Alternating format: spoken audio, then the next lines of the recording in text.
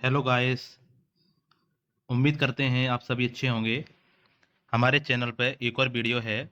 जो ये वीडियो है वो केंद्रीय विद्यालय पीआरटी के लिए बहुत इम्पोर्टेंट है। उसमें इंग्लिश का एक टॉपिक है वर्ब, हिंदी में से क्रिया कहते हैं। तो इस टॉपिक को डिस्कस करते हैं। चलिए, अगर आप मेरे चैनल पर फर्स्ट बार विजिट कर रहे हैं तो मेरे चैनल को सब्सक्राइब जरूर करें। तो चलिए फिर शुरू करते हैं। वर्ब, जो आपकी जो वर्ब होती है, वर्ब एक्चुअली में होती क्या है? तो आप कह सकते हैं कि जैसे मान लीजिए कि जैसे आपको एक्शन है, पोजीशन है एंड स्टेट ऑफ बीइंग, तो ये सारा दिखाने का काम करती है वर्ब। अब आप कह रहे होंगे कि एक्शन क्या होती है। एक्शन, हम जैसे कह सकते हैं कि एक्शन क्या होता है, जैसे कि कोई भी आप ईट है, जैसे ड्रिंक है, और प्ले है, रन है, ईटीसी, ये सारे के सारे हमारे एक्शन हैं। जिनके अंदर हम एक्शन होती हैं उन्हें हम कह सकते हैं वर्ब की कैटेगरी में भी इनको रखते हैं। एक आपका आता है पोजीशन, जैसे मैंने रेड कलर में भी यहाँ पर हाईलाइट कर रखा है। पोजीशन है स्टेट ऑफ बीइंग। आप जो कह रहे होंगे कि पोजीशन क्या होता है, तो पोजीशन वो चीज होती है जिसमें मतलब अधिकार, जैसे तुम्हारा अधिकार है या खुद का जो पर्सनली खुद के लिए होता है, तो वो एक उस चीज को इंडिकेट करने के लिए हम पोजीशन शब्द का इस्तेमाल कर सकते हैं। स्टेट ऑफ बीइंग, आप कह रहे होंगे स्टेट ऑफ बीइंग का मतलब क्या है? अवस्था दिखाने वाली चीजों को या फिर ऐसी वर्ब को जिनको हम अवस्था दिखाती हैं। जैसे सपोज दैट यहाँ पर दे रखा है एज एम आर, आपके सामने जैसे हाईलाइट करके नीचे दे रखा है, ये क्या है? एज एम आर क्या है आपके? ये अवस्था शो करती हैं या फिर स्टेट ऑफ बीइंग शो करती हैं। आप कह रहे होंगे कि जरा एग्जाम्पल के माध्यम से समझाइए। जैसे यहाँ पर कुछ एग्जाम्पल हैं। राम प्लेस क्रिकेट, यहाँ पर क्या लिखा हुआ है? Ram place cricket. तो यहाँ पर जो प्ले है, प्ले क्या है? आपकी वर्ब है, क्योंकि इसके अंदर क्या हो रही है? एक्शन हो रही है। खेलना क्या है? कोई एक्शन है। जैसे सेकंड ऑप्शन है आपके पास, सेकंड ऑप्शन आप देख सकते हैं। सेकंड ऑप्शन आपके पास ये है। तो इसमें क्या चीज है? जैसे कि I have a black dress, जो हमारे पास कैसी है? ब्लैक ड्रेस है। तो जो यहाँ पर है, हैव यहाँ पर क्या है भैया? उसका अधिकार होगा कि उसके पास है। तो जो वर्ब है यहाँ पर क्या दिखा रही है? यहाँ पर एक आपको पोजीशन दिखाने का कार्य कर रही है। ठीक है। और ये आपका जो थर्ड वाला एग्जांपल है, ये आपका दिखा रहा है, क्या दिखा रहा है? स्टेट ऑफ बीइंग दिखा रहा है। जैसे आई एम हैप्पी, तो यहाँ पर जो एम है वो क्या है? आपकी वर्ब है, और स्टेट ऑफ बीइंग एक तरीके से अवस्था दिखा रही है। ठीक है, आई थिंक आपको सही में आया होगा। आगे टॉपिक मेरा नेक्स्ट आता है। जैसे मान लीजिए कि जो वर्ब, अब आपको पता होना चाहिए कि वर्ब के टाइप्स कितने होते हैं। तो आपको पता होना चाहिए कि वर्ब के types only two types of verb आप कह सकते हैं। पहला जो टाइप्स होता है आपका क्या होता है? एक होता है मेन वर्ब, एक क्या होता है? Main verb. दूसरा क्या होता है? Helping verb. दूसरा क्या होता है? Helping verb. तो अगर हेल्पिंग वर्ब को ही हम दूसरे नाम से एक्सिलरी वर्ब के नाम से भी जानते हैं। हेल्पिंग वर्ब को हम क्या कहते हैं? एक्सिलरी वर्ब कहते हैं। अगर हम मेन वर्ब को अगर टाइप्स में अगर डिवाइडेशन करना चाहें, वैसे अगर आपसे कोई पूछे कि वर्ब के टाइप्स कितने होते हैं, आप कहोगे सिर्फ टू टाइप्स की वर्ब होती है। एक मेन वर्ब होती है, एक हेल्पिंग वर्ब होती है। हेल्पिंग वर्ब को ही हम क्या कहते हैं? एक्सिलरी वर्ब कहते हैं। ठीक है। तो आगे चलते हैं। इसी इसी टॉपिक को आगे हम देखते हैं। तो क्या है, अगर मेन वर्ब की अगर हम बात करते हैं, अगर हम मेन वर्ब की बात करते हैं, तो ये कितने पार्ट्स में डिवाइडेशन है? ये भी टू टू टाइप्स में होती है। जो आपकी मेन वर्ब है वो कितने पार्ट्स में डिवाइडेड है? ये टू टाइप्स में है। आपके पास ये ऑप्शन दिख रहा है, जैसे पहले ही है फाइनाइट वर्ब है, दूसरी है आप, और दूसरी है नॉन फाइनाइट। अब आप कहोगे कि जो फाइनाइट होती है उनके भी टू टाइप्स होते हैं। एक होता है ट्रांजिटिव, एक होता और दूसरा होता है इंट्रांजिटिव, इंट्रांजिटिव वर्ब। ठीक है। अब आपकी जो अब हम इसी का अगर सेकंड टाइप अगर देखें, जैसे हेल्पिंग वर्ब या फिर ऑक्सिलरी वर्ब, अगर इनके अगर टाइप की बात करें तो इनके जो टाइप्स होते हैं, एक आपका होता है प्राइमरी ऑक्सिलरी वर्ब और दूसरा होता है मॉडल ऑक्सिलरी वर्ब। ठीक है। अगर हम इसके आगे अगर बात करते हैं कि आगे कैसे हैं, जैसे अगर हम बात करें कि जो प्राइमरी ऑक्सिलरी वर्ब है, जैसे आपका जो प्राइमरी ऑक्सिलरी वर्ब अभी मैंने जस्ट आपको समझाया है, तो प्राइमरी ऑक्सिलरी वर्ब में सिर्फ आपकी तीन ही चीजें आती हैं। पहली चीज आती है आपकी जैसे बी, आपके सामने है, पहली आती है बी, दूसरी आती है डू, तीसरी आती है हैव। ठीक है, आप याद कर लेना जो प्राइमरी ऑक्सिलरी वर्ब में कौन सी आती हैं? Be, do, have. Be, do, have, ये तुम्हारे क्या हैं? प्राइमरी ऑक्सिलरी वर्ब है। ठीक है। अगर हम मॉडल ऑक्सिलरी की बात करते हैं तो ये सिर्फ टू टाइप्स की होती हैं। एक होती हैं प्योर मॉडल्स होती हैं, एक होती हैं पार्शियली मॉडल्स होती हैं। ठीक है। आपके सामने देखो, यहाँ दिख रहा होगा, यहाँ पर देखो पार्शियली मॉडल्स, ये आपको शो कर देता हूँ। ठीक है, पार्शियली मॉडल्स। आगे चलते हैं। अगर हम बात करें, थोड़ा सा पेज को सेट करते हैं। हाँ, जैसे अगर हम आगे चलते हैं तो इसमें क्या है? Pure models. जो इसमें प्योर मॉडल्स के अंतर्गत कौन सी आती हैं? जैसे आपको आपने मोस्टली सभी ने पढ़ी होंगी, जैसे कैन है, मैंने हाईलाइट रेड कलर से कर रखी हैं। जैसे कैन है, कुड है, बिल है, सेल है, वुड है, और मे है, माइट है, और मस्ट है, शुड है, आउट टू है। ये सारे के सारे प्योर मॉडल्स कहते हैं, इनको हम क्या कहते हैं? Pure models. ओके, नेक्स्ट देखते हैं पार्शियली मॉडल्स। आपका जो पार्शियली मॉडल्स है वो क्या चीज है? पार्शियली मॉडल्स के अंदर ओनली 3 टाइप्स ही होती हैं। कितनी टाइप्स होती हैं? ओनली 3 हैं। जैसे मैंने 3 वर्ड को लिख के भी रखा है, यूज टू है आपका, डेयर है, और नीड है। ठीक है, कौन सा है? यूज टू है, डेयर है, और नीड है। अगर हम कंफ्यूजिंग, अब इसके बाद मेरा जो टॉपिक आता है कंफ्यूजिंग पेयर आता है। इसी के ऊपर, कंफ्यूजिंग पेयर के ऊपर दो क्वेश्चन आपके प्रीवियस ईयर केवीएस में, जो पीआरटी में पूछे गए थे ग्रामर वाले सेक्शन से। ठीक है, तो वो हम आपको बताएंगे भी वो कहाँ से कैसे पूछे गए थे। ठीक है, आगे वीडियो में लास्ट तक बने रहें।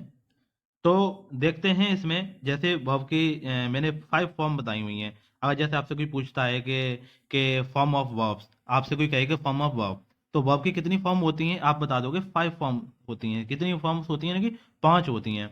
जैसे फर्स्ट फॉर्म आपको पता ही है कि गो होती है, सेकंड वेंट पता है, और थर्ड आपको पता है गॉन होती है। इसी की अगर फोर्थ फॉर्म की बात करें तो गोइंग होती है, और फिफ्थ की बताएं तो ई एस जोड़ जोड़ के हमारी बन जाती है, फिफ्थ वाली फॉर्म बन जाती है।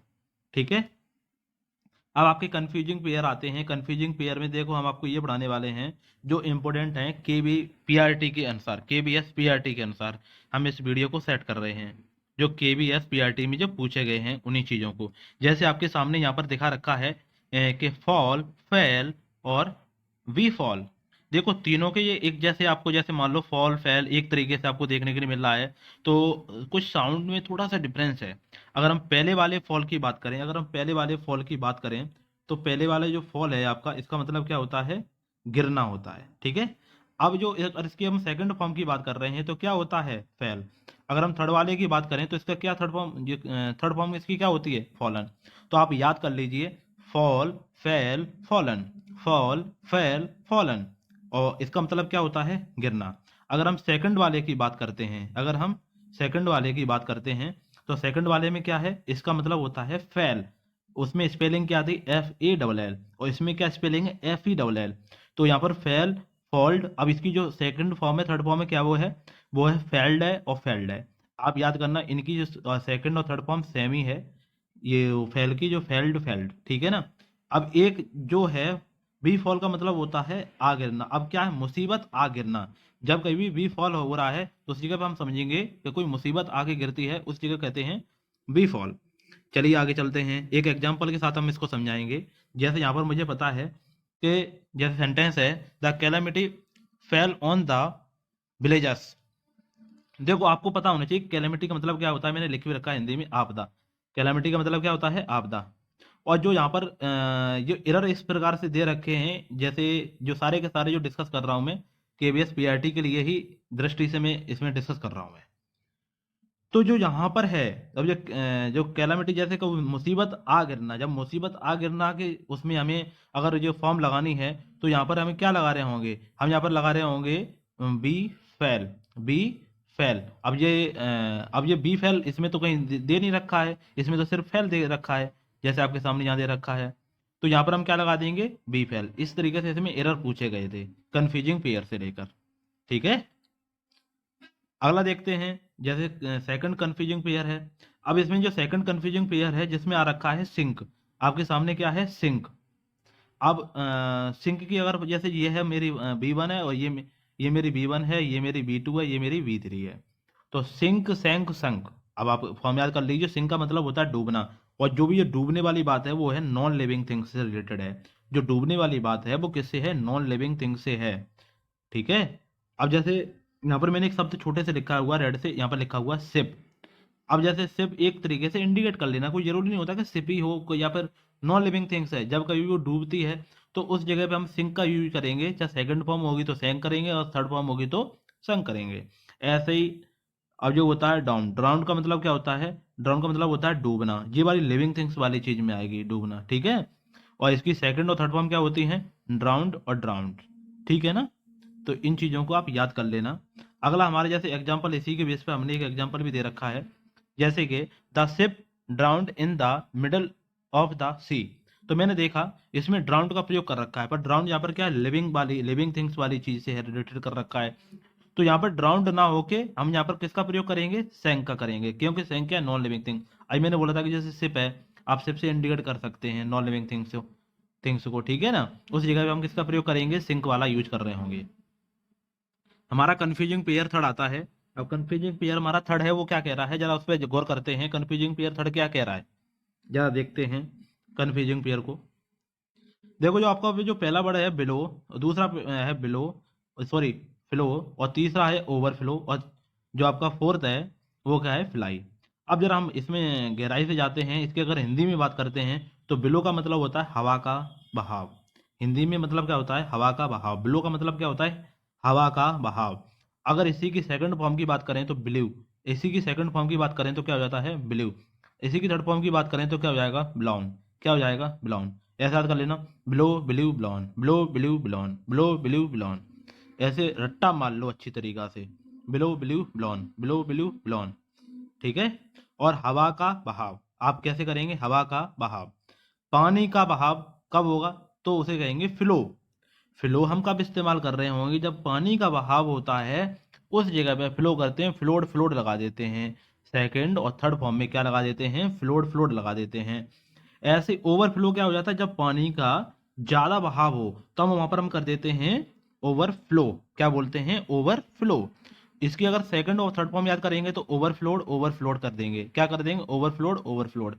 अगर हवा या उड़ना, अब जैसे क्या मान लो कि फ्लाई, फ्लाई माने क्या होता है, उड़ना। आपको बचपन से पढ़े यार, एफ एल वाई माने फ्लाई। फ्लाई माने क्या होता है, उड़ना होता है। पर वो हवा से इंडिकेट कर लेना, हवा में कोई चीज तभी तो उड़ेगी वो। अब इसके थर्ड सेकंड फॉर्म की बात करें तो क्या होता है, फ्लाई फ्लू फ्लॉन। और इनको याद कैसे करेंगे कंफ्यूजिंग पेयर के लिए, आप एक चीज देख रहे होंगे जो हमने हाईलाइट रेड से कर रखी है। आप ये देखो कि जहां पर, बहुत इंपॉर्टेंट चीज है ये, यहां पर लास्ट में आपको दिख रहा होगा LOWN, दिख रहा है, हाँ जी, LOWN, ठीक। तो जब कभी भी हवा हवा जैसे एक जैसी चीज मिलेंगी तो आपको समझना है कि भैया इनकी जो फॉर्म अलग होने वाली है वो हवा का बहाव है, यहाँ पर क्या है, हवा है ओनली।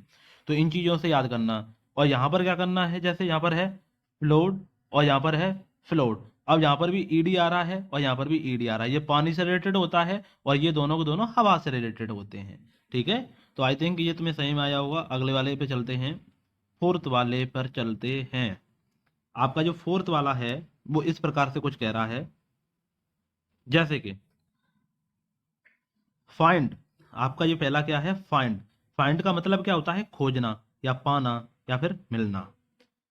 अब इसकी सेकंड फॉर्म की बात करें तो फाउंड होता है, फाउंड फाउंड फाउंड। फाइंड की सेकंड फॉर्म होती है फाउंड और थर्ड फॉर्म होती है फाउंड। अगर इसकी हम एक और ये एक है फाउंड, अगर वो फाउंड ही दे दे तो क्या करेंगे, फाउंड का मतलब होता है स्टेब्लिश, कोई भी स्थापना करना या स्थापित करना। तो समझ रहे होंगे। तो इसकी अगर सेकंड थर्ड फॉर्म की बात करें तो फाउंडेड फाउंडेड हो जाती है, क्या हो जाती है, फाउंडेड फाउंडेड हो जाती है, ठीक है। अगर इसी के ऊपर एग्जाम्पल एक देखते हैं, जैसे इस प्रकार से ये एरर वगैरह दे सकते हैं। The university was found in 1920। भैया कोई यूनिवर्सिटी का कोई वो चीज है कि उसे फाउंड कर लिया, तो यहाँ पर हम क्या करेंगे, स्थापित तो करते हैं। तो ये कब है, तो हम इसमें फाउंडेड कर देंगे, क्या कर देंगे, फाउंडेड कर देंगे, ठीक है। नेक्स्ट चलते हैं, आपके जो फिफ्थ आता है कंफ्यूजिंग पेयर वाला। जैसे झूठ बोलना, तो आपको पता होगा कि लाई। अब होगी झूठ बोलना, लाई। ये भी आप पढ़ते हुए चले आ रहे होंगे कि लाई माने क्या होता है, झूठ बोलना। जैसे आपका है लाई लाई। अब बड़ा कंफ्यूजन है, इसका मतलब भी लाई है, इसका मतलब भी स्पेलिंग कोई डिफरेंस नहीं है। पर एक जगह पर अगर हम सेकंड थर्ड फॉर्म पे जा रहे हैं तो यार यहाँ पर कहीं ना कहीं आपको दिख रहा होगा कि लाई यहाँ पर हो रखा है लाइड लाइड, यहाँ क्या हो रखा है, लाइड और लाइड। अगर हम नीचे देख रहे हैं तो लाई यहाँ पर आ रहा है ले और लैन, ले और लैन, ले और लैन, ठीक है।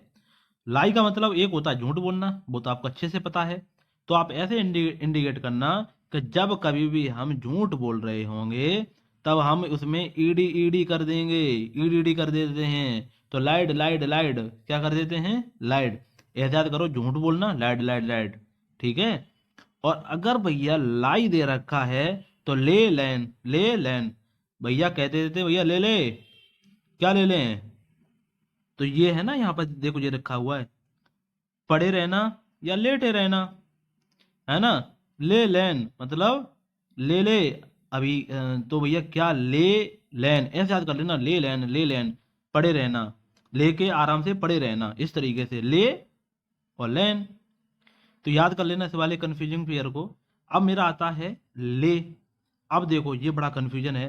अगर भैया जैसे जैसे ये ले लिखा आ गया, यहाँ पर भी है ले और यहाँ पर भी ले है, तो अब बड़े आप कंफ्यूज ये होंगे कि अब आप उसकी हिंदी अनुवाद पे थोड़ा आप जाएंगे कि यहाँ पर लेटे रहना या पड़े रहने के संदर्भ में बात करी जा रही है, या फिर ले, या फिर एक, जैसे ले माने एक एक बारे में पढ़ा होगा, जैसे नींव रखना या फाउंडेशन रखना। तो आप पहुंच जाना कि ले की ये क्या है, वर्ब की फर्स्ट फॉर्म है, वर्ब की फर्स्ट फॉर्म है। आपको मतलब हिंदी से यहाँ पर नाता जोड़ना ही पड़ेगा, सॉलिड बात ये है। नहीं आप कंफ्यूज हो ही जाएंगे कि आप ऐसे कंफ्यूजिंग पेयर में फंस जाओगे। कैसे क्या करेंगे यहाँ पर, एक ही इसका रास्ता है कि आप इसकी हिंदी याद ही कर लेना। चलिए नेक्स्ट टॉपिक पे है। अब आता है, हाँ जी ये बात बनी, जो ये वाला है तुम्हारा हैंग, ये तुम्हारा आया था केबीएस में, ठीक है। ये आपका केबीएस में आया था, पूछा गया था पीआरटी वाले पेपर में। जो आपका हैंग है, एक हंग है, सॉरी सॉरी, हंग हंग। अब ये जहाँ पर हंग है यहाँ पर भी हंग है, तो हैंग इसका मतलब भी, हैंग का मतलब भी होता है लटकाना, और हैंग का मतलब भी होता है फांसी पर लटकाना। अब आप कंफ्यूज ये हो रहे होंगे कि यार इसका मतलब भी लटकाना है, इसका मतलब भी लटकाना है। तो आप कहीं पर भी ये सोच रहे होंगे जब लटकाने की बात करी जा रही है तो आप पिक्चर, जैसे पिक्चर क्या है, कोई भी चीज पिक्चर है, एक निर्जीव चीजों के लिए लटकाने की बात करी जा रही है, और यहाँ पर क्या है, लिविंग थिंग्स। तो एक ऐसा मोड ले लेना, या फिर यहाँ पर ऐसा भी कर लेना जैसे जिसमें है पिक्चर में यू आर है, यहाँ पर यू आ रहा है, तो एक तो ये एक ऐसे बना दिया, यहाँ पर भी यू है, यहाँ पर भी यू है, ठीक है। और ऐसे ही हैंग में यहाँ पर क्या, फांसी पर लटकाना, तो यहाँ पर हो जाएगा हैंग्ड, हैंग्ड क्या हो जाएगा, हैंग्ड और हैंग्ड। एक एग्जाम्पल के माध्यम से समझाते हैं फिर आपको बेस्ट समझ में आएगा, ठीक है। जैसे यहाँ पर एक ये क्वेश्चन पूछा गया था, क्या क्वेश्चन पूछा गया था जरा इस पे देखते हैं, ठीक है। Reena hanged the picture in her room, Reena hanged the picture in her room. तो देखिए इसमें, अब इसमें क्या है, जब कोई पिक्चर के बारे में, भी मैंने तुम्हें बताया था कि भाई पिक्चर के बारे में बात हो रही है, किसके बारे में बात हो रही है, पिक्चर के बारे में। तो आप किसके भी जो प्रयोग कर रहे होंगे, आप इसमें चले जाएंगे या इसमें चले जाएंगे, ठीक है ना। तो कहने का मतलब ये है कि जो ये वाला चीज है, ये वाला हैंग्ड वाला, ये नहीं लगेगा, ठीक है। हम इतना ही समझाने की कोशिश कर रहे थे इसमें। अब जैसे इन्वेंट, एक होता है डिस्कवर, एक होता है इन्वेंशन या फिर इन्वेंट करना। तो इन्वेंट क्या चीज होती है, कोई भी चीज का आविष्कार। यहाँ पर बड़े कंफ्यूजन वाली, ये मैंने हिंदी में साफ साफ लिखा हुआ है कि जैसे इन्वेंट करना, किसी चीज का इन्वेंट कब करते हैं, कि जब पहले से नहीं थी, आविष्कार करना तो वो इन्वेंट होता है। और डिस्कवर क्या करते हैं, कोई चीज जैसे खोज करना, कोई चीज पहले से हो, खोज कर रहे हैं, ठीक है। जैसे मतलब मान लो कि जो मेरा जो चैप्टर है, जो वर्ब है, ये तो वर्ब की वीडियो तो आपको बहुत जगह पे मिल जाएंगे, वर्ब की वीडियो बहुत जगह मिल जाएंगे, ये पहले से टॉपिक बना हुआ होगा। पर आप खोज कर रहे थे कि और भी कुछ मतलब केबीएस पीआरटी के लिए इसी का रिलेवेंट कोई वर्ब का टॉपिक मिल जाए, ठीक है। तो ये क्या आप खोज कर रहे थे, ये डिस्कवर कर रहे थे, और ये ऑलरेडी से तो थी। अब इसी चीज को हम आगे चलते हैं। तो अगर इसकी सेकंड और थर्ड फॉर्म की बात करें तो ये होता है इन्वेंटेड, इन्वेंटेड हो जाता है, और यहाँ डिस्कवर्ड, डिस्कवर्ड, ओके। अगर हम एट वाले अपनी ये कंफ्यूजिंग पेयर, मेरा एट आ गया, जैसे लॉस, लॉस का मतलब क्या होता है, हारना, ये वर्ब होती है। एक लूज होता है, एक लॉस होता है। ये आपका जो सेकंड वाला है वो एडजेक्टिव, इसका मतलब होता है ढीला, और लॉस का मतलब होता है घाटा या नुकसान, ये नाउन होता है, ठीक है। आपको इसमें कोई कंफ्यूजन नहीं होगी। और आगे हम टॉपिक पर अगर डिस्कस करते हैं तो क्या है देखते हैं, मॉडल एक्सिलरी वर्ब। अब आपके आ जाते हैं मॉडल एक्सिलरी वर्ब हैं। जैसे ये वाला टॉपिक हम आपको आज नहीं कराएंगे, क्योंकि इसमें थोड़ा सा चीज़ ही है, जैसे कैन है, एंड कोड है। अगर आपको ये वीडियो अच्छी लगती है तो मैं इसका नेक्स्ट पार्ट जरूर बनाऊंगा मॉडल एक्सिलरी के बब के ऊपर। ठीक है, तो आप लोग कमेंट करके जरूर बताएं मेरी वीडियो आपको कैसी लगी, और अच्छी लगी हो तो अपने दोस्तों के पास जरूर शेयर करें। ठीक है, धन्यवाद।